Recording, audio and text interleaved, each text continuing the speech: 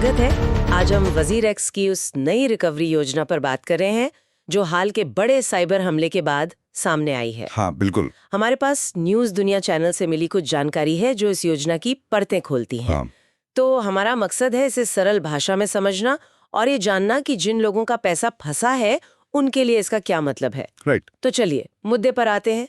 वजीर एक्स ने 30 जुलाई 2025 को एक टाउन हॉल वेबिनार किया और एक संशोधित योजना पेश की। सुनने में आया है कि पिछली योजना में कुछ गड़बड़ थी। हाँ बिल्कुल। दिलचस्प बात यह है कि सिंगापुर हाईकोर्ट ने 5 जून 2025 को पिछली योजना को मंजूरी देने से इनकार कर दिया था। अच्छा। हाँ, तो ये नई योजना असल में उस अदालती फैसले का सीधा नतीजा है और इसमें एक बड़ा बदलाव ये है, जैसा खबरों में आ रहा है, कि अब फंड्स का वितरण जेटाई एंटिटी नहीं बल्कि जैनमाई इंडिया करेगी। जेटाई से जैनमाई इंडिया। अच्छा, तो क्या इससे कुछ फर्क पड़ता है? मेरा मतलब शायद कोई रेगुलेटरी या ऑपरेशनल वजह होगी। हो सकता है। देखिए, जानकारी के मुताबिक ये बदलाव शायद संचालन या कानूनी जवाबदेही को साफ करने के लिए हो। हालांकि स्रोत इस पर ज्यादा विस्तार से नहीं बताते हैं, लेकिन हाँ, ये एक अहम संगठनात्मक बदलाव तो है ही। ठीक है, तो अब जो यूजर्स प्रभावित हुए हैं उन्हें क्या करना होगा? मैंने सुना है एक फिर से वोटिंग हो रही है। हाँ, ये प्रक्रिया काफी महत्वपूर्ण है। 30 जुलाई से 6 अगस्त 2025 तक प्रभावित यूजर्स को इस नई योजना पर वोट करने का मौका दिया गया है। हाँ या ना में? जी हाँ या ना। और वोटिंग उनके क्रिप्टो बैलेंस के आधार पर होगी। ये एक तरह से यूजर्स की सहमति लेने की कोशिश है इस नई योजना पर। और वोटिंग के बाद पैसा वापस कैसे मिलेगा? यहाँ कुछ अलग अलग तरीके बताए गए हैं ना, मतलब आईएनआर वालों के लिए अलग और क्रिप्टो वालों के लिए अलग। सही कहा। यहीं पर योजना थोड़ी कह सकते हैं पेचीदा हो जाती है।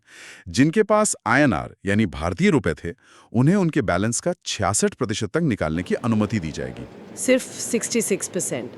बाकी का क्या होगा? और क्रिप्टो वालों के लिए क्या व्यवस्था है? देखिए, आईएनआर के बाकी 34% के बारे में जानकारी अभी उतनी साफ नहीं है। हो सकता है वो रिकवरी टोकन के दायरे में आए, पर ये पक्का नहीं। जहां तक क्रिप्टो होल्डिंग्स की बात है, उन्हें टोकन वैल्यू का 85% एक रीबैलेंसिंग प्रक्रिया के जरिए मिलेगा। ये रीबैलेंसिंग, ये क्या चीज है? क्या इसका मतलब है कि सबके नुकसान का कुछ हिस्सा तुरंत वापस मिलेगा? हाँ, आसान शब्दों में कहें तो रीबैलेंसिंग का मतलब है कि हमले के बाद एक्सचेंज के पास जो भी क्रिप्टो संपत्ति बची है, उसे सभी प्रभावित क्रिप्टो धारकों के दावों के अनुपात में बांटा जाएगा। इससे उन्हें अपने नुकसान का एक बड़ा हिस्सा यानी 85% तक फौरन मिल सकेगा। ठीक है, तो 85% रीबैलेंसिंग से मिल गया, लेकिन क्रिप्टो में भी तो 15% का नुकसान रह गया और आईएनआर वालों का भी पूरा पैसा नहीं मिल रहा। इसके लिए वो रिकवरी टोकन्स यानी आरटीज की बात कर रहे हैं। ये क्या है? बिल्कुल, जो बचा हुआ नुकसान है उसकी भरपाई के लिए वजीर एक्स ये रिकवरी टोकन्स जारी करेगा। जानकारी के मुताबिक वजीर एक्स भविष्य में इन टोकन्स को वापस खरीदने बायबैक करने का इरादा रखता है। लेकिन यहीं पर एक बड़ा सवाल खड़ा होता है, इन आरटीज की असल कीमत क्या होगी और ये बायबैक कब और कैसे होगा? ये सब भविष्य के वादे पर निर्भर है, जो यूजर्स के लिए जाहिर है एक अनिश्चितता तो है ही। हाँ, ये बात तो है, पूरी रिकवरी की गारंटी अभी नहीं है। ये भविष्य में एक्सचेंज की माली हालत और उनके वादे निभाने पर निर्भर करेगा। तो फिलहाल प्रभावित लोगों को क्या करना चाहिए? सबसे पहले तो वोटिंग में हिस्सा लेना है। हाँ, सबसे जरूरी है कि जो भी योग्य यूजर्स हैं वो 30 जुलाई से 6 अगस्त के बीच इस फिर से हो रही वोटिंग में जरूर हिस्सा लें। इसके बाद सिंगापुर हाईकोर्ट की मंजूरी का इंतजार करना होगा। अच्छा। अगर कोर्ट योजना को हरी झंडी दे देती है तो बताया गया है कि 10 कारोबारी दिनों के अंदर वितरण शुरू हो सकता है। क्रिप्टो धारकों के लिए रीबैलेंसिंग कैलकुलेटर का भी जिक्र है स्रोत में, उसे देखना भी फायदेमंद हो सकता है। अगर हम इसे बड़े नजरिए से देखें तो ये सब क्या दिखाता है?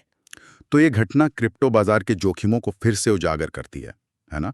ये दिखाती है कि कैसे इतने बड़े साइबर हमलों के बाद समाधान निकालना कितना मुश्किल हो सकता है, एक्सचेंजों के लिए, यूजर्स के लिए और अलग अलग देशों की कानूनी व्यवस्थाओं के लिए भी। ये रिकवरी टोकन जैसे तरीके एक कोशिश तो हैं, पर इनमें अपनी चुनौतियां और अनिश्चितताएं भी हैं। तो संक्षेप में कहें तो वजीर एक्स यूजर्स के लिए मुख्य बातें हैं: नई योजना पर वोट करें, हाँ बिल्कुल, समझें कि आईएनआर का 66% और क्रिप्टो का 85% रीबैलेंसिंग से मिलेगा। बाकी के लिए रिकवरी टोकन्स है जिनका भविष्य बायबैक पर निर्भर है, और कोर्ट के फैसले का इंतजार करें। बिल्कुल सही। निचोड़ यही है कि योजना बदली है, वोटिंग जरूरी है और रिकवरी कई हिस्सों में बटी हुई है, कुछ अभी कुछ बाद में, और वो भी शर्तों के साथ। अंत में सोचने के लिए एक बात छोड़ जाते हैं। जरूर।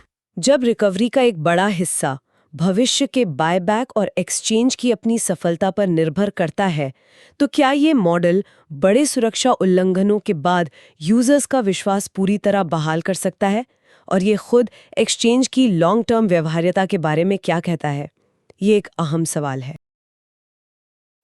ये थी आज की बड़ी खबरें। आपको कौन सी न्यूज सबसे जरूरी लगी, कमेंट करके जरूर बताएं। वीडियो अच्छा लगे तो चैनल को सब्सक्राइब करें।